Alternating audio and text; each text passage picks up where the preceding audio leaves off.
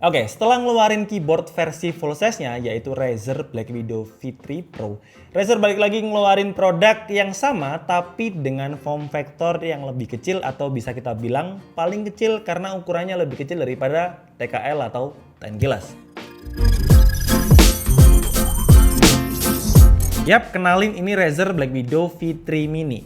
Bukan V3 Mini bukan ya, tapi V3 Mini. Sebuah keyboard gaming mekanikal dengan ukuran 65%. Part apa aja yang dikurangin? Jadi yang pasti tombol numpad udah pasti hilang, seperti kebanyakan keyboard TKL atau 10 keyless. Dan untuk Razer Black Widow Mini ini menghilangkan tombol di baris atas yaitu tombol F1 sampai F12. Jadi bener-bener lebih kecil atau bahkan kalau dibilang lebih kecil daripada keyboard 10 keyless. Oke, sebelum kita bahas lebih lanjut tentang gaming mechanical keyboard 65% ini, ada beberapa hal yang perlu kita perhatikan saat kita akan membeli sebuah gaming mechanical keyboard dengan ukuran 65% lebih kecil daripada full size keyboard. Yang pertama, apalagi kalau bukan compact, jadi gampang dibawa kemana-mana. Kita bisa ngegame dimanapun dengan settingan pribadi kita. Kemudian yang kedua adalah cocok dengan setup minimalis kita. Jadi kalau misalnya kita punya meja yang nggak terlalu besar, apalagi untuk tempat mouse dan keyboard juga terbatas, pastinya ukuran kecil seperti ini bakalan lebih cocok dan nggak makan tempat. Kemudian yang ketiga adalah buat gamer yang aliran main gamenya itu keyboard miring, yang kalau kalian tahu aliran keyboard miring itu ya Reza Arab.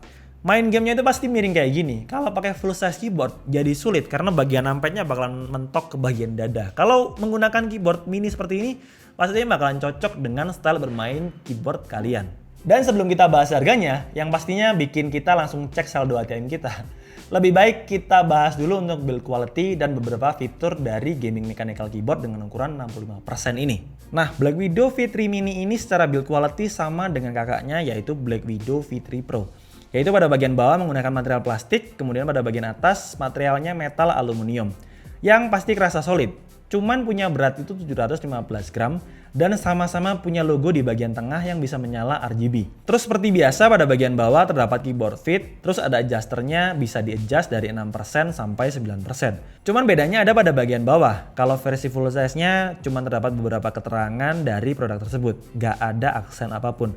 Kalau untuk Razer V3 Mini ini punya full print for gamer by gamer, jadi kerasa keren aja. Meski nggak kelihatan kalau dipakai karena letaknya itu di bagian bawah keyboardnya. Cuman kalau buat style ya masuk ke detail produk yang benar-benar diperhatikan oleh Razer. Kemudian keyboard ini menggunakan green switch dari Razer yang punya feel clicky tactile atau ada umpan baliknya. Dan feel-nya enak banget buat main game kompetitif untuk waktu yang cukup lama. Bikin jari nggak capek buat neken tombolnya saat main game karena kerasa ringan banget dan untuk ketahanannya bisa bertahan sampai 80 juta klik. Nah, Razer Black Widow V3 Mini ini punya triple connectivity, yaitu Bluetooth, kabel, dan juga wireless. Untuk switch modenya juga terdapat di bagian belakang sini.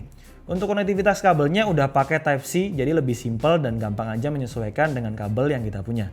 Sedangkan untuk konektivitas wirelessnya dengan dongle yang tersimpan rapi di bagian bawah sini. Dan kalau kita menggunakan mouse dengan merek yang sama yaitu Razer, dengan wireless juga bisa menggunakan satu dongle aja untuk mouse dan keyboardnya. Jadi simple, nggak makan banyak tempat USB pada PC atau laptop kita. Dan wirelessnya juga udah pakai teknologi andalan dari Razer yaitu Razer 2.4 Hyperspeed yang diklaim 3 kali lebih cepat dari teknologi wireless merek lain. Ya kalau kita tahu device dengan konektivitas wireless pastinya bakalan ada delay. Cuman untuk konektivitas wireless dari Razer yaitu Razer Hyperspeed emang kerasa minim banget delaynya kalau dibuat untuk main game kompetitif. Cuman untuk lebih amannya sih disarankan pakai kabel aja. Nah untuk konektivitas Bluetooth-nya bisa dihubungkan sampai dengan 3 device sekaligus. Jadi mudah banget kalau kita punya beberapa device atau PC. Cuma punya satu keyboard untuk mengoperasikannya. Pastinya bikin lebih simple dan clean setup di meja kita. Nah kalau kita bahas gaming keyboard dari Razer, udah biasa kalau kita bahasnya itu RGB-nya. RGB-nya udah pasti bisa ngasilin warna sampai 16,8 juta warna.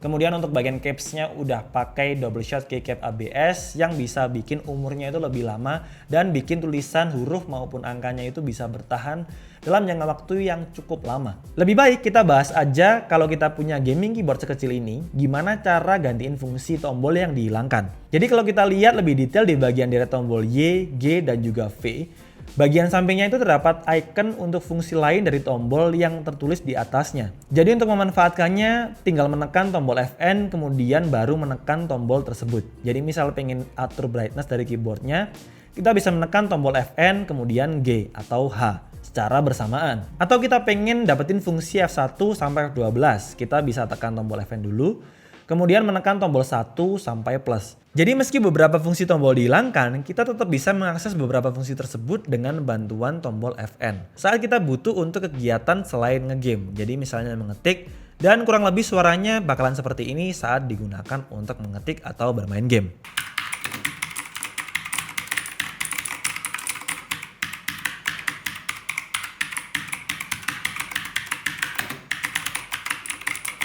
Dan yang paling saya suka saat membeli produk Razer, apalagi kalau bukan aplikasinya, di mana kita bisa mengatur beberapa fungsi yang benar-benar bisa kita set secara personal. Seperti bisa menyimpan settingan favorit kita, atur warna per tombol, atur tombol makro, ya intinya fungsi-fungsi lain dari gaming keyboard mechanical. Jadi kesimpulannya Razer terlihat menjawab kebutuhan gamer yang butuh gaming keyboard mechanicalnya itu ukurannya kecil atau bisa dibilang lebih kecil daripada TKL atau 10 keyless.